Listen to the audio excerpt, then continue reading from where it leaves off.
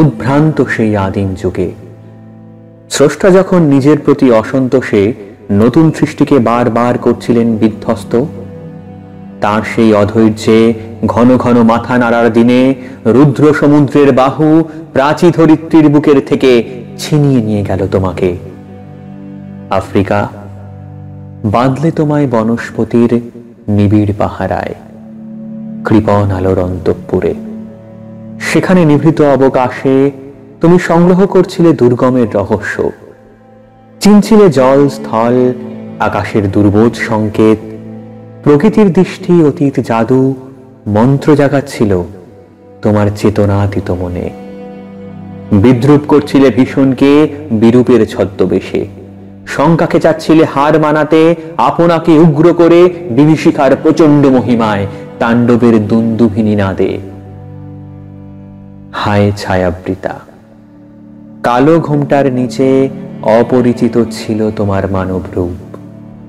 উপেক্ষার আবিল দৃষ্টিতে এলো ওরা লোহার হাতকড়ি নিয়ে, নখ যাদের তীক্ষ্ণ তোমার নেকড়েছে। এলো মানুষ ধরার দল, গর্বে যারা অন্ধ তোমার সূর্যহারা অরণ্যের চেয়ে।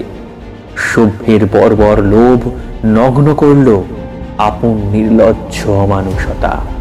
তোমার ভাষাহীন ক্রন্দনে বাষ্পাকুল অরণ্য পথে পঙ্কিল হলো ধুলি, তোমার রক্তে অশ্রুতে মিশে দস্যু পায়ের কাঁটা মারা জুতোর তলায় বিভৎস কাদার পিণ্ড চিরচিহ্ন দিয়ে গেল তোমার অপমানিত ইতিহাসে। সমুদ্র পারে সেই মুহূর্তেই তাদের পাড়ায় পাড়ায় মন্দিরে বাজছিল পূজার ঘণ্টা। সকালে সন্ধ্যায় দয়াময় দেবতার নামে শিশুরা খেলছিল মায়ের কোলে, কবির সঙ্গীতে বেজে উঠছিল সুন্দরের আরাধনা। আজ যখন পশ্চিম দিগন্তে প্রদোষকাল ঝঞ্ঝা বাতাসের ঊর্ধ্বশ্বাস, যখন গুপ্ত গহ্বর থেকে পশুরা বেরিয়ে এলো, অশুভ ধ্বনিতে ঘোষণা করলো দিনের অন্তিম কাল।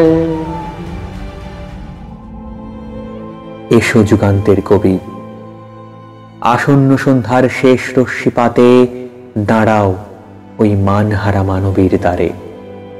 বলো ক্ষমা করো, হিংস্র প্রলাপের মধ্যে সেই হোক তোমার সভ্যতার শেষ পুণ্যবাণী।